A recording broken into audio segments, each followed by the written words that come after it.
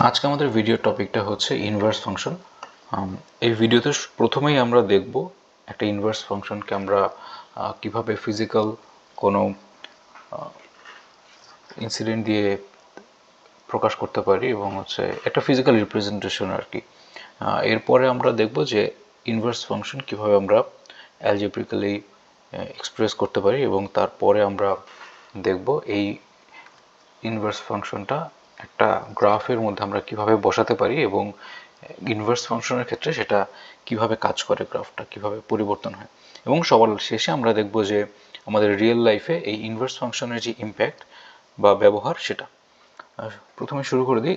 ধরি এখানে এক গ্লাস পানি আছে। এখন আমরা এই পানিটাকে ইনপুট হিসেবে কাউন্ট করি এবং আউটপুট হিসেবে আমরা চাই বরফ।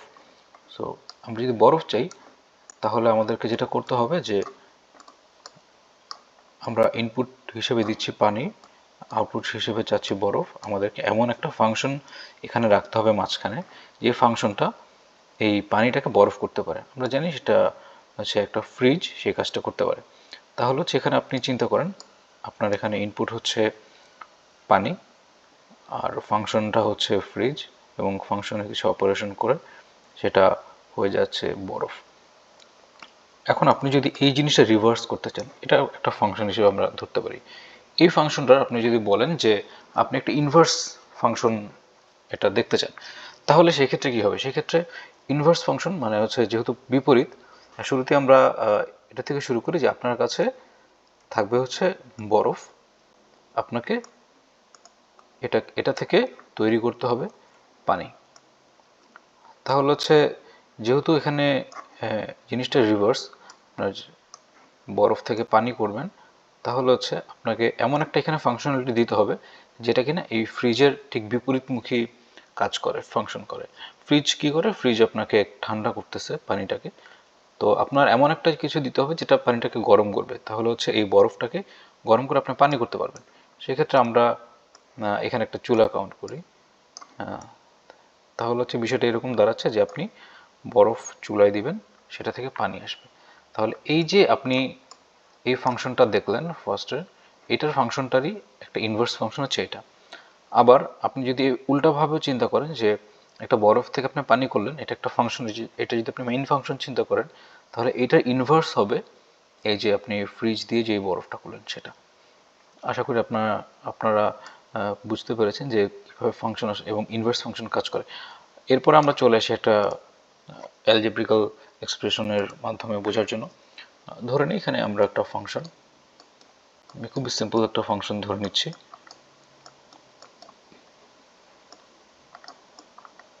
Two x plus 3। সো এটা যখন আমরা একটা ইনভার্স ফাংশন ক্রিয়েট করব, বের করব, ইনভার্স ফাংশনটা হবে, আমরা এভাবে লিখি সাধারণত,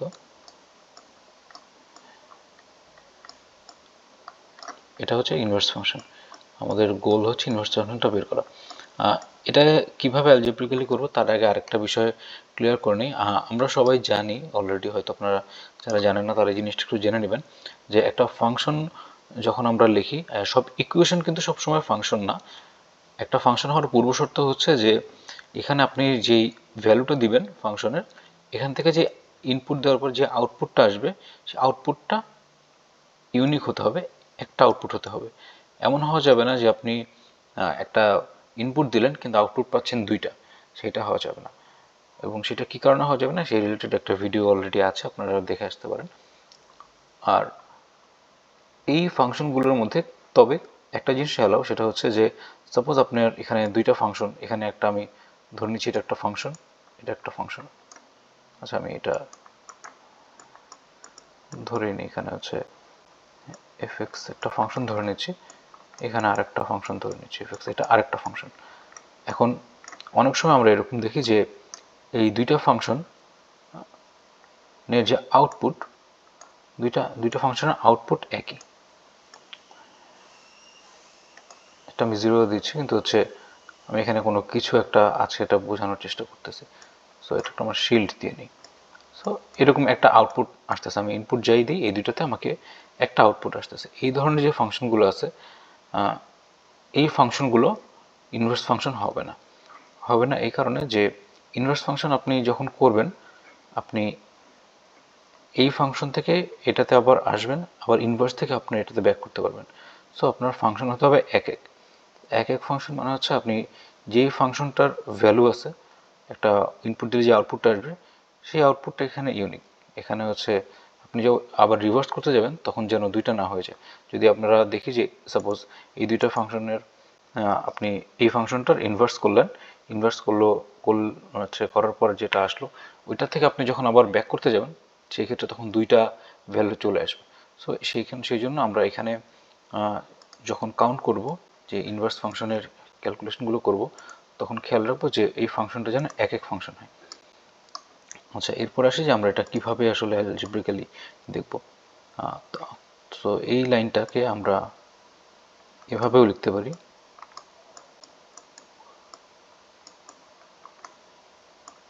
y is equal to 2x plus 3। এখানে আমরা যেহেতু y এর ভ্যালুটা আছে, আমরা এটাকে রিভার্স করব, যে আমরা এখানে x এর ভ্যালুটা বের করব। সো x এর ভ্যালুটা বের করার জন্য x কে আমরা বাম পাশে নিয়ে আসি, বাম পাশের নিয়ে এসে ওয়াইটাকে ডান পাশে নিয়ে যাই। সেক্ষেত্রে negative 2x equal to 3 minus y. এটা যদি আমরা -1 দিয়ে দুই সাইডে গুণ দিই তাহলে হচ্ছে এখানে আসবে 2x টু -3 প্লাস ওয়াই। এবং আপনি এটা x এর ভ্যালুটা আপনি এভাবে আনতে পারবেন যে y -3 ডিভাইডেড বাই 2। সো আপনি এখানে x এর একটা ভ্যালু নিয়ে আসলেন। এখন আপনি যখন এই পর্যন্ত চলে আসছেন, আপনি তারপর যেটা করবেন, আপনি হচ্ছে x আর y কে চেঞ্জ করে দিবেন এখানে। এটাকে আমরা হচ্ছে যদি রিপ্রেজেন্টেশনটা চেঞ্জ করি x আর y এর, সেই ক্ষেত্রে আমরা এভাবেও লিখতে পারি যে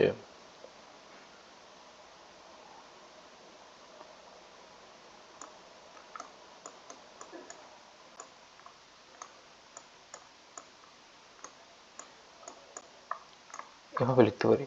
তো এভাবে আপনি যখন লিখবেন তখন হচ্ছে এই যে আপনি এটা চেঞ্জ করে নিয়ে আসলেন, এটা আসলে ইনভার্স ফাংশন, এবং ইনভার্স ফাংশনটা এই ওয়াইটাকে আমরা এভাবে রিপ্রেজেন্ট করব,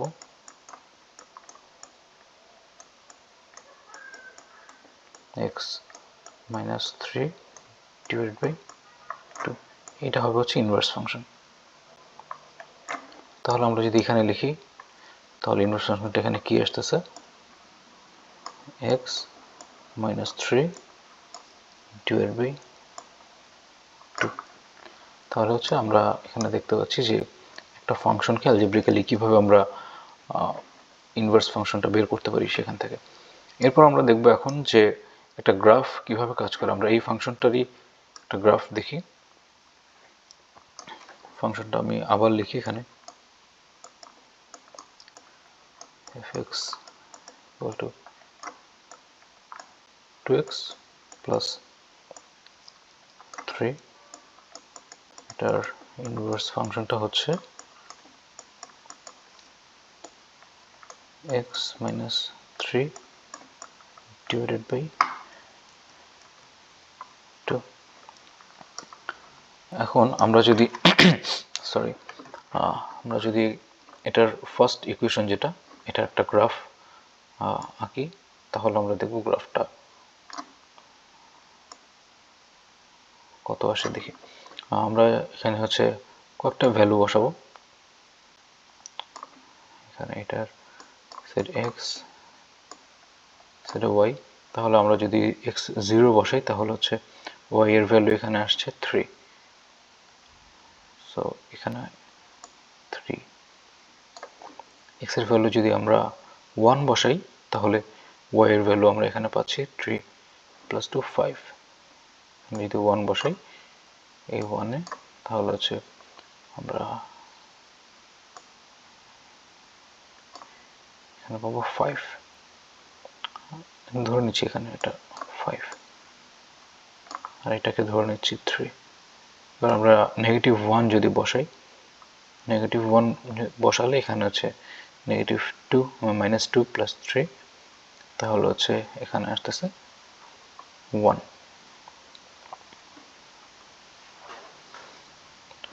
y এর ভ্যালু আসতেছে এখানে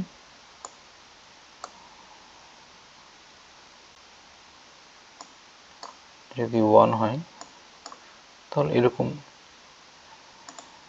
এরকম একটা পয়েন্ট আসতেছে, এবং আমরা যদি আরো ভ্যালু বসাই তাহলে তো আমরা গ্রাফটা এরকম পাবো, এটা একটা স্ট্রেট লাইনের গ্রাফ হবে। এরপর আমরা হচ্ছে এই ভ্যালুটা যদি এখানে পরে বসাই, দেখি আমরা এটার গ্রাফটা কিরকম হয়। x এর ভ্যালু যদি আমরা এখানে 0 বসাই, 0 এর ক্ষেত্রে তাহলে হচ্ছে এখানে আসছে -3/2, মানে হচ্ছে এখানে এরকম একটা জায়গাতে অ্যাপ্রক্সিমেটলি আসছে। সো আমরা যদি ওখানে 1 বসাই, 1 বসালে এখানে আসছে যে -1,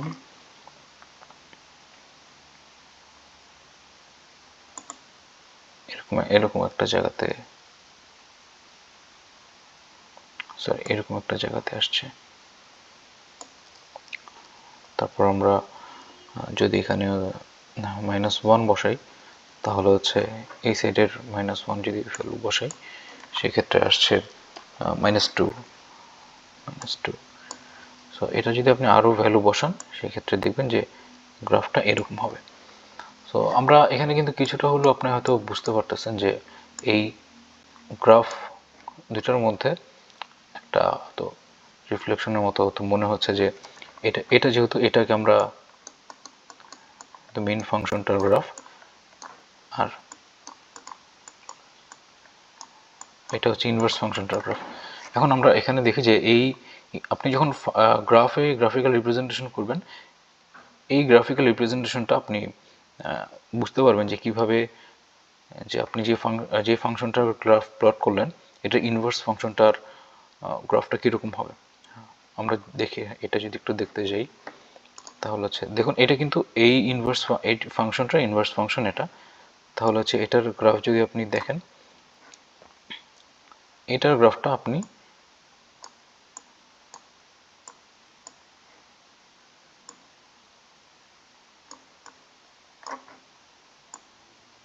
যদি আচ্ছা আমরা এটার পাশাপাশি নিয়ে আসি এটা, তাহলে হয়তো বুঝতে একটু সহজ হবে।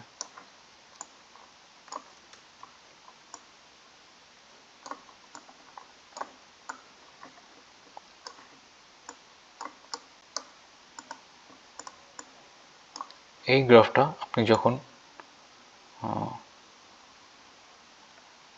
যে কোনো দিকে 180 ডিগ্রি মুভ করবেন আপনি কিন্তু তখন এটা ইনভার্স ফাংশনের গ্রাফের মতো পেয়ে যাবেন। তাহলে হচ্ছে এটার ভ্যালুগুলো এক্স আর ওয়াই অ্যাক্সিস চেঞ্জ করলেই এই আপনার যে ফাংশন সেটার ইনভার্স ফাংশনের আপনি একটা গ্রাফিক্যাল রিপ্রেজেন্টেশন পেয়ে যাবেন। সো আপনি যখনই একটা গ্রাফ দেখবেন ওই গ্রাফটা তাহলে হচ্ছে আপনি দুইবার ঘোরাবেন, তাহলে হচ্ছে আপনি বুঝতে পারবেন যে এটার যে গ্রাফটা আসবে ওটাই হচ্ছে ওই ফাংশনটা ইনভার্স ফাংশনের গ্রাফ। সো গ্রাফিক্যাল রিপ্রেজেন্টেশন দেখার পর এখন আমরা দেখব যে এটা আসলে আমরা আমাদের রিয়েল লাইফে কোথায় কাজে লাগবে, আমরা কি করব এই ইনভার্স ফাংশনটা দিয়ে। আমরা শুরুতেই ধরে নিই যে আপনারা অনেক হয়তো জানেন যে সেলসিয়াস এবং ফারেনহাইট দুইটা ডিফারেন্ট টেম্পারেচার ইউনিট, এবং হচ্ছে সেলসিয়াস মূলত হচ্ছে এশিয়ান কান্ট্রিগুলোতে ইউজ করা হয় এবং ফারেনহাইট মোস্টলি আমেরিকান কান্ট্রিগুলোতে ইউজ করা হয়। এখন যদি আপনি এটার ফাংশনটা দেখেন, ইকুয়েশনটা দেখেন, ইকুয়েশনটা থেকে আমরা একটা ফাংশন নিয়ে আসতে পারি। ফারেনহাইট হিসাবটা এভাবে করা হয় যে 9/5 ইন্টু সেলসিয়াস প্লাস 32। মানে আপনি যদি জানেন যে একটা জায়গার সেলসিয়াস কত তাপমাত্রা, তাহলে হচ্ছে আপনি এই ইকুয়েশন ইউজ করে সেটাকে ফারেনহাইটে নিতে পারবেন।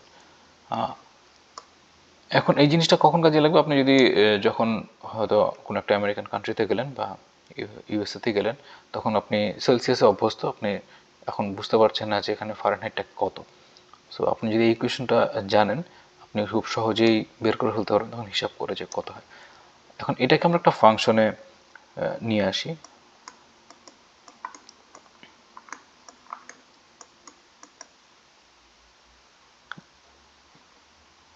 এটা হচ্ছে এই অংশটা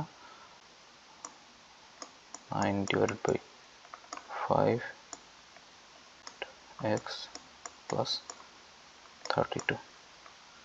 সো এই ফাংশনটাতে আপনি যখন বুঝতে পারতেছেন যে কিভাবে কাজ করে, কিন্তু আপনি জানেন না এখন আপনি একটা ফারেনহাইট পেলে এটা একটা সেলসিয়াস আর আপনার কাছে জানা আছে, সো আপনি সেলসিয়াস থেকে ফারেনহাইটে ট্রান্সফার করতে পারতেছেন।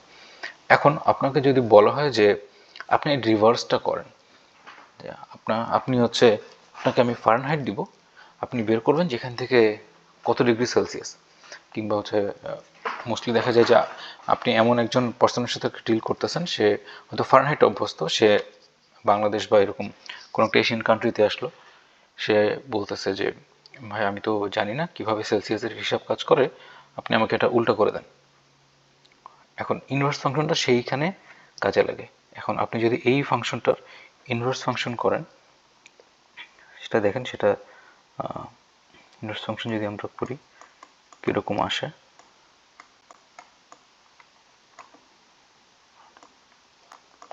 Plus 32 y minus 32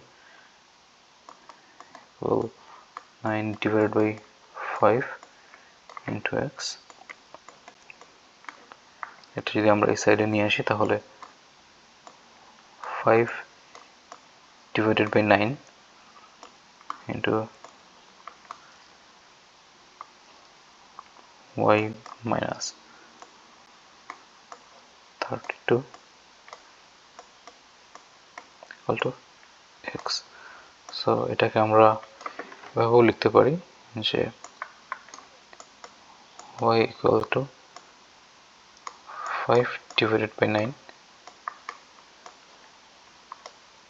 x minus 32, এবং এটা আসলে যেটা হবে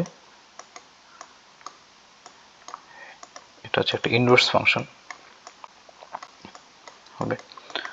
এখন দেখেন, আপনি যখন ইনভার্স ফাংশনটা বের করে ফেলতেছেন, আমরা এই ইনভার্স ফাংশনটা থেকে আবার হচ্ছে আপনি এই যে এখানে ফারেনহাইট, আপনি যেমন সেলসিয়াস থাকলে ফারেনহাইট বের করতে পারতেছেন, এটা থেকে আপনি কিন্তু নতুন আরেকটা ইকুয়েশন আনতে পারেন। সেটা হচ্ছে এই যে সেলসিয়াস বের করবেন, সেটা 5 ডিভাইডেড বাই 9, এবং হচ্ছে এক্স এর ক্ষেত্রে এখানে হবে ফারেনহাইট মাইনাস 32। এখন ইনভার্স ফাংশনটা যদি আপনার জানা থাকে, আপনি এভাবে সহজেই যে একটা যে কনভার্সন, এই কনভার্সনটা করতে পারবেন। এখন দেখেন, যখন হচ্ছে বিজ্ঞানীরা কাজ করে, এই জিনিসটার ইম্প্যাক্ট আপনার কাছে এখন অনেক ছোট মনে হলো, এটা আসলে অনেক বড় ইম্প্যাক্ট আছে। বিজ্ঞানীরা যখন কাজ করে, অনেক এক্সপেরিমেন্ট করে, তারা এই ফার্স্টে হয়তো হচ্ছে এই ফারেনহাইট টু সেলসিয়াসের একটা ইকুয়েশন নিয়ে আসছে। এখন এই সেলসিয়াস টু ফারেনহাইটের জন্য এই তাদের টোটাল যে এক্সপেরিমেন্ট, সেটা আবার রান করানো একটা রিভার্স ভাবে, এটা বেশ আপনার হয়তো সেই সময় অনেক এক্সপেন্সিভ ছিল। সো তখন কিন্তু খুব সহজেই ইনভার্স ফাংশন দিয়ে সেই এক্সপেরিমেন্ট না করেই বের করে ফেলা যায় যে কিভাবে আসলে আমি ফারেনহাইট জানা থাকলে সেটার সেলসিয়াসটা বের করব। এখন আমরা এক কাজ করি, আমরা হচ্ছে এটার গ্রাফিক্যাল একটা রিপ্রেজেন্টেশন দেখি। এটা হচ্ছে আপনি যদি দুইটা গ্রাফে বিভিন্নভাবে বসান কিভাবে, সেটা আমরা একটা হচ্ছে সিমুলেটর দিয়ে দেখি। আমাদের ফার্স্ট ফাংশনটা আমরা জানা আছে, ফার্স্ট ফাংশনটা হচ্ছে এরকম হবে 5 divided by 9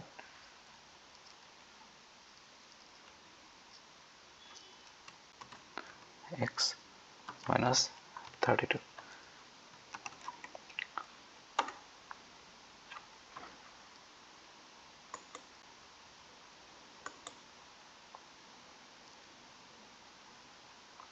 আর পরের ফাংশনটা এরকম হবে